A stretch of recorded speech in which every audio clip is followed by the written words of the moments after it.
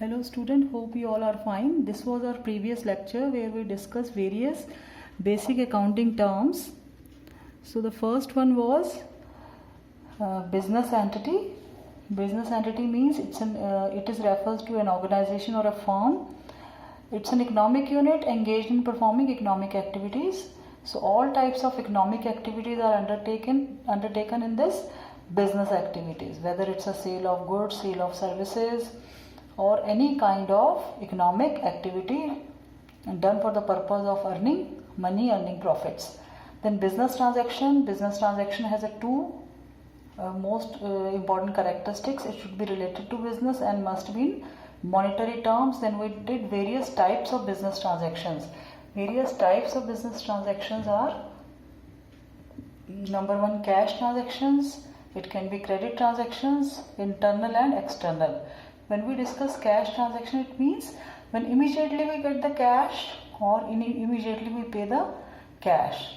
And credit transaction means when we promise to make the future payment in future, or the other party, others are giving us promise to make the payment in future. Internal transactions, when there is no outsider is involved. No outsider involved means, like for example, when you keep a part of profit for future growth as a reserve, or when you decide the percentage of depreciation, or when you value your closing stock. External transaction, whatever transactions you are having with outsiders, those are known as external. Outsiders means whatever transactions you are having with your creditors, your customers, your suppliers, electricity board, employees, or government. So all these are examples of external transactions. This we have already discussed. We have already discussed the meaning of capital. Capital is the amount invested by the owner. It can be in the form of cash or in the form of monetary value of kind. So I hope this must be clear to you. Drawings, amount withdrawn by the owner for personal use. So it can be, this is a sort of disinvestment. In this, owner is investing, and in this, owner is withdrawing resources from the firm for his personal use. So it can be in the form of cash, or it can be in the form of kind also. Now the next one is assets. We have already defined the meaning of assets. All valuables of the firm are assets. Like for example, cash balance, bank balance, machinery, furniture, land, building, vehicles, computers or softwares will come under assets. The two categories, we divided assets into two categories.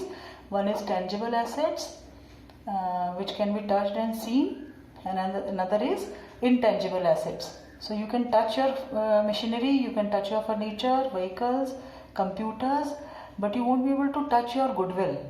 You can only feel proud of having goodwill. Likewise, trademarks and patents.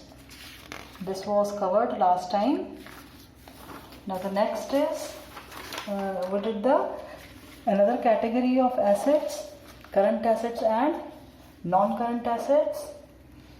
Current assets which converted into cash, or which changes its form within a period of 1 year or one operating cycle. Operating cycle means how quickly you convert your cash into cash. So cash, raw material, finished goods, then cash. Likewise, non-current assets, they are purchased for long period of time. The purpose is not to sell, and we don't have any intention to convert these assets into cash within a period of 1 year. Like for example, when you purchase a machinery, and if it gets obsoleted, outdated within a period of 1 year, then you need to replace, but still it will be known as non-current assets, because the purpose at the time of purchase is that you will be using this machinery for more than 1 year. So in this we have taken the example of car. Car for a business will be non-current asset, but for car manufacturers like for Tata Motors or Maruti Suzuki or Hyundai, car manufacturer company, this will be considered as current asset. Then the next we discuss is the meaning of term goods. These are the articles in which business deals. So if you are dealing in car, then car will be your goods. If you are dealing in shoe, shoe will be your goods. If you are dealing in ready-made garments, then ready-made garments will be your goods. So we are using the term goods for the articles in which firm deals. So whenever we say that goods withdrawn from the business, goods withdrawn means these are the articles in which firm deals are withdrawn from the business. As likewise we'll say goods purchase. Goods purchase means we are buying those articles in which firm deals. Now here I want to mention there is another term known as purchases. Though we have already covered this also, purchases are purchase term is used for purchase of goods only. Though you make purchase of many things in the business, you purchase machinery, you purchase building, you purchase land, purchase of furniture, purchase of many articles, stationery. So but simple word purchase refers to purchase of goods only in which business deals. Now let us do few more terms today. So our first term today will be, this is term number 8. This will be purchase return. Now see, what is this purchase return? Purchase return means when you find that goods are defective or goods are not as per the sample, or there is some issue in the size, or there is either they are oversized or undersized, or color is not as per the order. So if you find any of these things, then the goods can be returned. From whom business purchased goods? Business purchased goods from supplier.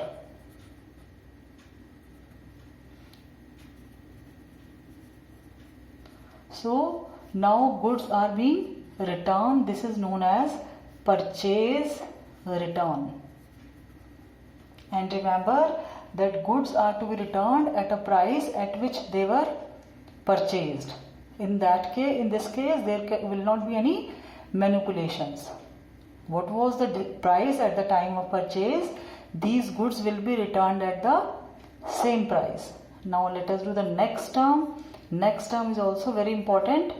This is a sale. Likewise, we use term purchase for purchase of goods. Similarly, sales means sale of goods only, or we can say that sale of those articles in which firm deals.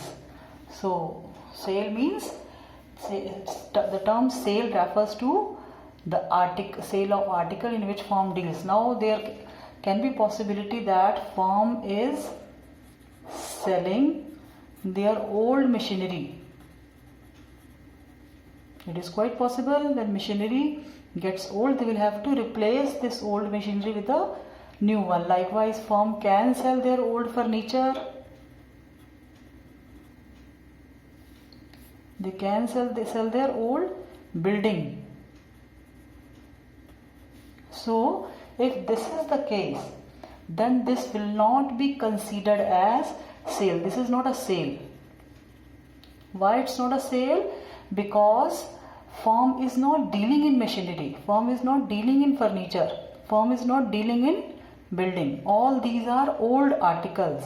So the activity for being a sale, two conditions must be satisfied. Number one, it should be on recurring basis. Recurring basis, then only it will be categorized under sales.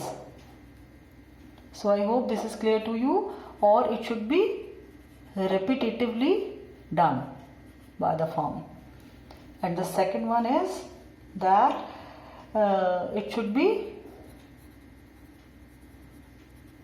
the article in which firm deals. So these two prerequisites must be there for using this term sale. So if you are selling old machinery, you have to put this adjective, selling of old machinery, selling of old furniture, selling of old building. But if you are selling your goods and simply writing sale, then it doesn't require you need to mention it full, sale of goods. Only the word sale will automatically show that you are selling goods only. Now the next term relating to this is sales return. Sales return. Now what is this sales return? Sales return means, like we did in case of purchase return, when the goods are defective or not as per the order, as per the sample, size issue or color is creating a problem.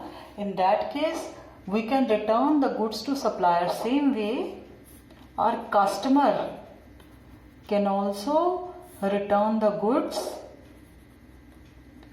to the business. If he finds that goods are defective or not shown, not as per the sample was something else and the goods delivered are something else, and there is no goods are not delivered on time, even then also he can return the sales lot. So I hope this is clear to you that in this case this will be considered as sales return. Again the same condition will apply. Sales return will be done on the same price at which these goods were purchased by the customer. Now next very important term in which student often commit mistake, this is debtors. So see, this before doing this term I want to tell you that there are two types of sales. One is credit sales and another is cash sales. Credit sale means when our customer promises to make payment in future. To make payment in future. So when customer is promising that he'll pay us in future, then this will be a credit sale, and in that case this customer will be our debtor. But as soon as the cash sale occurs, you immediately receive cash.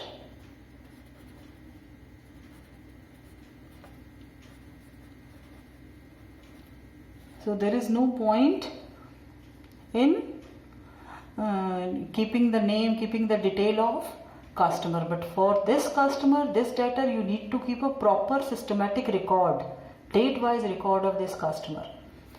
So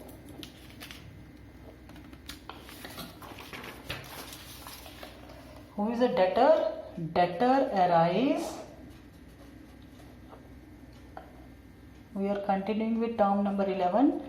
Debtor arise whenever there is credit sale. Whenever we are selling goods, I hope now you understand the meaning of goods, selling goods on credit. So business is delivering, transferring goods to customer. In sale, goods are given to the customer, but in return, customer is not giving cash. So this happens in case of customer. Now let us see the second term, which is quite connected with this. This is bills receivable. What is this bills receivable? Bills receivable is this is when we make your debtors time bound, when we fix a time with the debtor. So in this we take a written document from the customer or our debtor, on which we fix up the time as well as a fixed amount or money will be written. Amount and time will be written. Otherwise, what will happen? Otherwise, debtor can take 2 months, he can take 3 months, or more than that, even 5 or 6 months. But in this case, we want to make him time bound. So at the time of sale, we send a document to the debtor, and debtor used to sign on that document and return it to us. Then that particular document becomes bills receivable. And what is mentioned on this document? Bills receivable.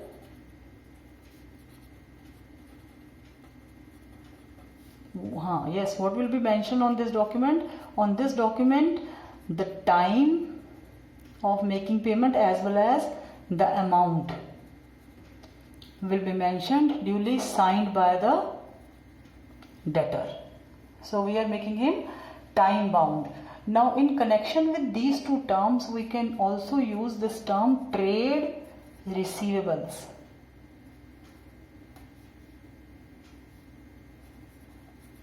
So what is this trade receivables? If you add these two, debtor plus bills receivable, debtor plus bills receivable together are known as trade receivable. Now let us move to the next term. Next term is again the opposite of debtors, it's creditors. Now what happens in case of creditors? Before doing creditors, I want to tell you that there are two types of purchase. One is cash purchase and another is credit purchase.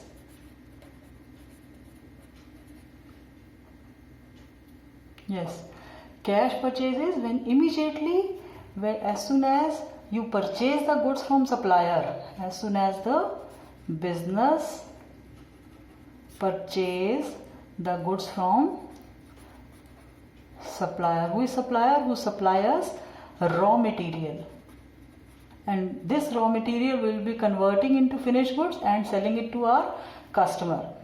So when business purchase raw material from supplier, let me put this arrow here, and against that business immediately make cash payment.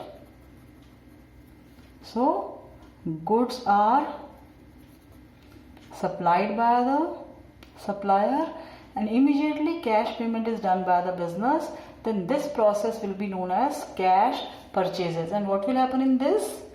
Yes, now you will be able to guess. Business and supplier. See, supplier is delivering goods, but against that business is not paying cash. Not paying cash. So they are also known as to whom business, these are the persons to whom these creditors. Creditors are also known as the persons to whom business owes, O-W-E-S, owes money. So I hope this point is clear to you. These are the persons whom business owes money. And if suppose we need to define this also, these are the persons who owes money to the firm. So their liability towards us arises, but here we are liable to pay the money, our obligation to make the payment. Obligation to make future payment arises. Why this obligation arises? Because we have taken the benefit of goods. So we are talking about this. In this case, there is no as such, you don't have to record this, but in this case you need to keep a proper record, because you are selling, you are buying goods on credit, and you need to keep a record of the amount due to supplier. So this liability is created in this case. Obligation to make future payment arises. Now see the next term in connection with this. Next term is bills payable. This is term number 14. Yes. Bills payable.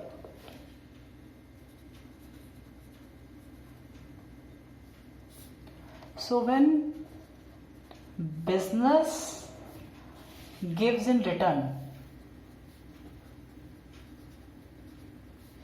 what business is going to give in return? On a written document, an amount will be mentioned, and business will specify the date of payment.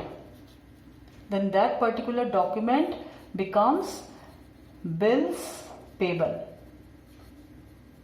So what will be mentioned on this? The amount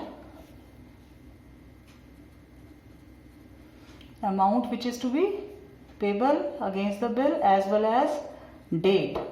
So normally this is for 3 months, and 3 days of grace are also given on this. Now the next term which is connected with this is trade payables. So what are trade payables? Trade payables means like we did in case of trade receivables, this is creditors plus bills payable. Now the last term which we will be doing today is liabilities.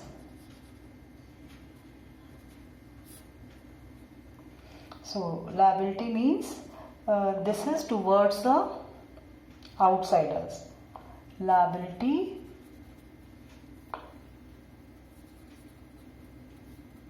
to make payment, or you can say that obligation. It is an obligation to make future payments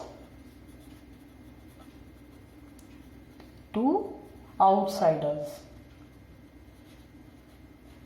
So liability means you are liable to make payment to outsider, obligation to make future payments to outsiders, or your responsibility increases. Your responsibility increases. Why responsibility increases? Like for example, you have taken goods. In the previous example, these two, this creditors as well as your bills payable, are your liability. So these are the examples of liabilities. Examples of liability are creditors, bills payable,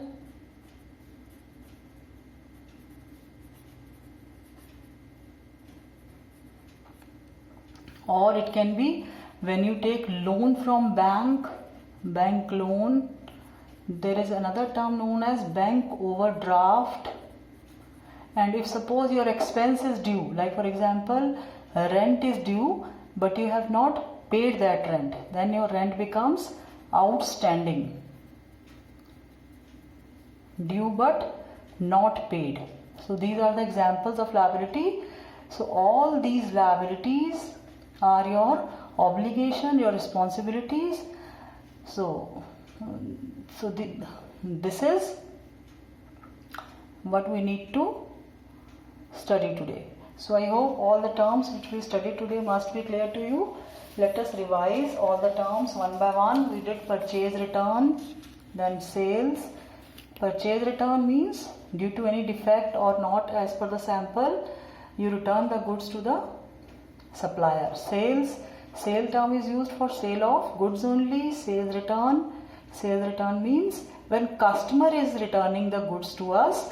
And keep in mind whether it's a sales return or purchase return, all these two things will be done at the price at which goods were bought. Now debtor will arise in case of credit sale, and likewise they are the person who owes money to the firm. So this, you can use this term also, assets. These are our assets also. Why these are your assets? Because you have a right to claim money against debtor. Then bills receivable, when you make your debtors time bound, that you specify, you gave them a document in which time and amount is written, duly signed by your debtor, then becomes bills receivable. Likewise, trade receivable term, where debtors plus bills receivable both together are known as trade receivable. Then we did the term creditor. Creditors arise because of credit purchases. Credit purchase. So, to whom business owes money. So, it's a responsibility towards outsiders. And the next term which we did today is bills payable. This business is giving a written commitment regarding amount and date of payment. Then trade payables, together creditors and bills payable are known as trade payables. Then liability. So two liabilities we have already done, creditors and bills payable. Liability means promise to make future payments. It's an obligation or responsibility increases. So examples are creditors, bills payable, bank loan, bank overdraft, and rent outstanding. So I hope what we did today must be clear to you. You need to pay attention once more on the meaning of debtors and creditors. Let us study their meaning once again. Debtor arise due to credit sale, while creditors arise due to credit purchase. And second important thing is, these are our assets. Why these are our assets? Because we have a right to claim money, and this is our liability. Why this is our liability? Because our responsibility to make future payment increases.